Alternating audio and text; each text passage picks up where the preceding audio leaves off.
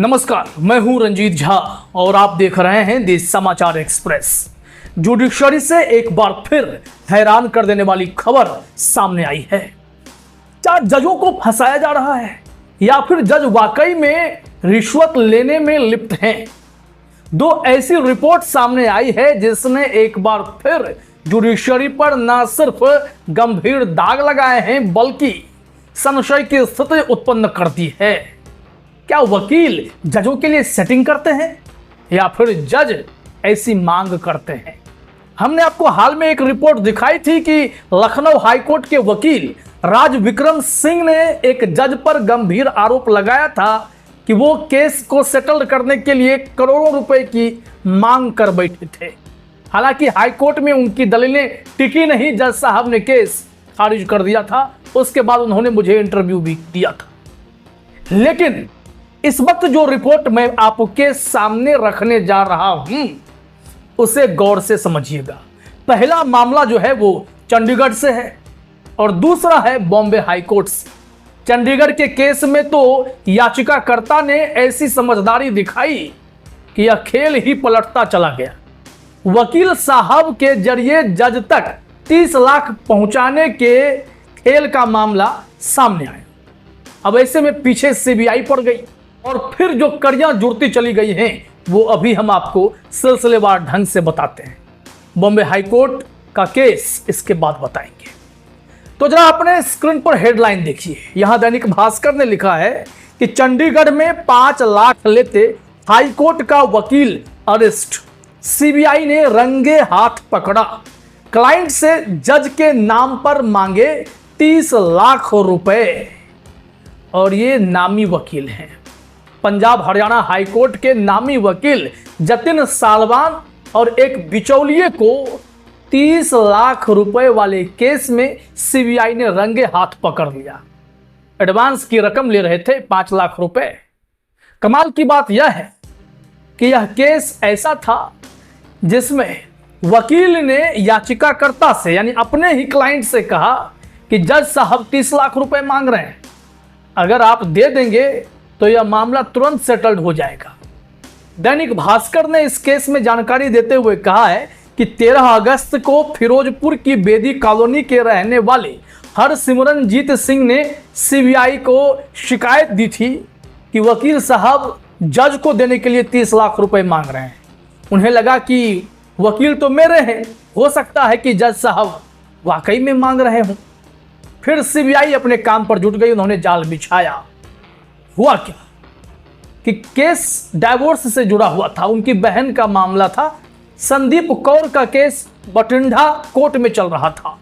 इस केस में वकील जतिन सालवान बार बार दबाव डाल रहे थे, पैसा दे दीजिए ना, क्यों केस खींचना है। अगर आपको फैसला आपके पक्ष में चाहिए तो जज साहब को तो खुश रखना पड़ेगा, पैसा तो देना पड़ेगा। 30 लाख रुपए हम जज को ही देंगे। और यहां तक कहा कि आपके पास जज का एक खास आदमी आएगा, उसको रकम दे दीजिए। हरसिमरनजीत सिंह ने वकील साहब से कहा कि सर थोड़े पैसे तो कम करवा दो, इतना कहां से लाऊंगा। लेकिन वकील साहब को लगता था कि क्लाइंट तो बड़ी पार्टी है, पैसा तो दे ही देंगे। लेकिन सिमरनजीत सिंह ने कर दी चालाकी, सीबीआई को सारा मामला क्लियर कर दिया।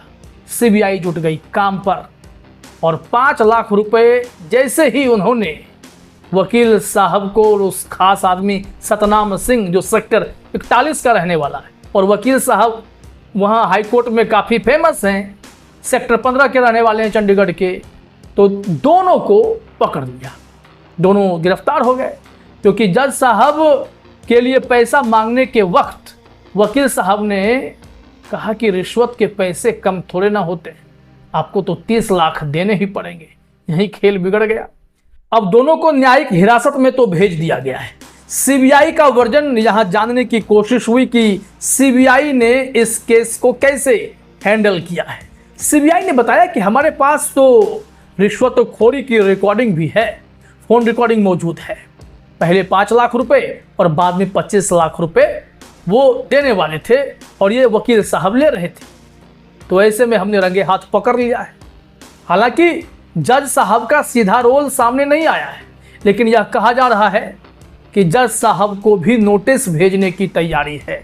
हालांकि इसकी एक प्रक्रिया होगी जज तक पहुंचने की, क्योंकि हमने कई ऐसे रिपोर्ट बताए, ट्रिब्यूनल में खामियां हैं, लोअर कोर्ट में जज पर आरोप लग चुके हैं, लेकिन एक्शन लेने के लिए लॉ मिनिस्ट्री से एक परमिशन की जरूरत पड़ती है। ऐसे में क्या जज साहब के खिलाफ परमिशन आएगा, यह भी बड़ा सवाल है।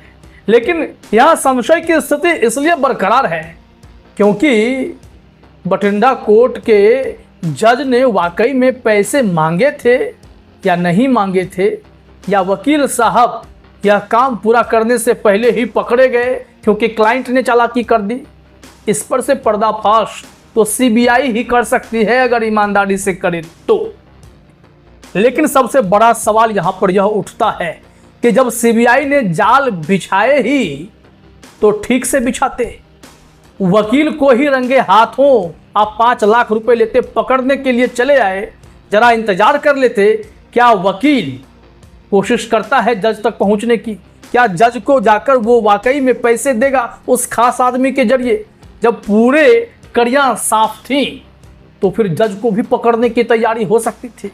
यहां पर भी संशय की स्थिति उत्पन्न होती है कि आखिर सीबीआई ने रास्ते में ही केस को ब्रेक क्यों कर दिया।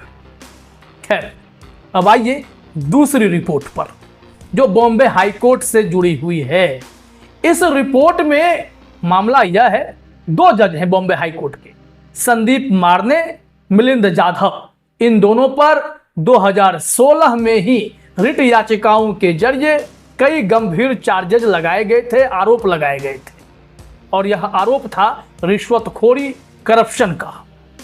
अब ऐसे में इन्होंने एक याचिकाकर्ता के केस पर सुनवाई शुरू की थी। उन्होंने शिकायत लगाई कि आप दोनों पर गंभीर आरोप लगे हुए हैं, कृपया हमारे केस की सुनवाई ना करें। ऐसे में यह मामला तूल पकड़ने लगा और कहा गया कि सुनवाई से खुद को अलग कर लीजिए सर, हम आपके सामने बहस नहीं करेंगे। ये याचिकाएं पहले मार्च और मई 2025 में जस्टिस संदीप मारने के सामने सूचीबद्ध थी, ऐसी जानकारी है। लेकिन जून 2025 में रोस्टर में जब बदलाव हुए तो केस जस्टिस मिलिंद जाधव के पास चले गए। अब दोनों पर ऐसे आरोप हैं और दोनों के ही पास घूम फिर कर केस पहुंचा है, तो फिर विवाद बढ़ता चला गया।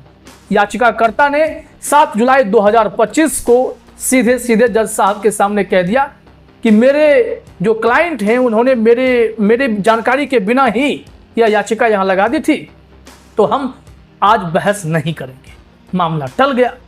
लेकिन जो इसमें याचिकाकर्ता नंबर 2 हैं, उन्होंने 17 जुलाई 2025 को CJI BR Gavai, Bombay high court के चीफ जस्टिस और भारत के राष्ट्रपति को पत्र लिखकर शिकायत भेजी इन दोनों जजों के खिलाफ। हालांकि 21 जुलाई को जस्टिस जाधव को इस शिकायत के बारे में याचिकाकर्ता ने सूचित किया कि हमने सीजेआई साहब तक आपकी शिकायत पहुंचा दी है। 30 जुलाई को उन्होंने औपचारिक रूप से एक अंतरिम अर्जी भी दायर की, और यहाँ क्या हुआ इंटरिम एप्लीकेशन में, जिसमें मांग की गई कि जस्टिस जाधव इन मामलों की सुनवाई ना करें। जस्टिस जाधव भड़क गए। उन्होंने कहा कि रिक्यूजल का कॉल मेरी अंतरात्मा का कॉल है, कोई मुझे प्रेशराइज करके केस से अलग होने को नहीं कह सकता है। फिर क्या हुआ, उनका यह भी कहना था कि हमने अपनी मर्जी से तो यह केस अपने पास नहीं लिया ना, मुझे रोस्टर के जरिए मिला और रोस्टर चीफ जस्टिस तय करते हैं, तो फिर यह आरोप भ्रष्टाचार के जो मेरे ऊपर लगाए जा रहे हैं वो बेबुनियाद हैं। उन्होंने कहा कि याचिकाकर्ता जानबूझकर सुनवाई टालने के लिए ऐसे प्रपंच करता है, बार बार बहस से बचना चाहता है, तो फिर इस सुनवाई को खत्म कर देने का सवाल ही नहीं उठता है। फिर क्या हुआ कि उन्होंने कहा कि यह याचिकाकर्ता कानूनी प्रक्रिया का दुरुपयोग कर रहा है, तो फिर यह जानबूझकर अनावश्यक रूप से जजों को बदनाम करने की कोशिश कर रहा है, उन पर गंभीर आरोप लगाकर उन्हें दबाव में लाना चाहता है और मामले को लंबित ही रखना चाहता है। तो फिर जज साहब ने कहा कि सुनवाई तो होगी, और उस याचिकाकर्ता पर सबसे पहले उन्होंने 50,000 रुपये का जुर्माना लगाया और कहा कि तुरंत जमा कराइए, और उदाहरण भी दिया कि सुप्रीम कोर्ट में 2021 में Indore development authority versus Manohar Lal का एक केस था, जिसमें सुप्रीम कोर्ट ने क्लियरली कहा कि जजों पर बेबुनियाद आरोप लगाकर न्यायिक व्यवस्था को दबाव में डालने वालों पर कार्रवाई होगी। आप ऐसे किसी न्यायिक व्यवस्था को कमजोर नहीं कर सकते हैं। अब यहां देखिए, जो गंभीर सवाल यहां खड़ा होता है कि जज साहब ने उस याचिकाकर्ता पर जुर्माना लगाकर यह साबित करने की कोशिश की कि जुडिशरी में जजों को बदनाम किया जा रहा है, और दूसरी तरफ सीबीआई ने पहले ही वकील को पकड़ लिया पैसा लेते हुए।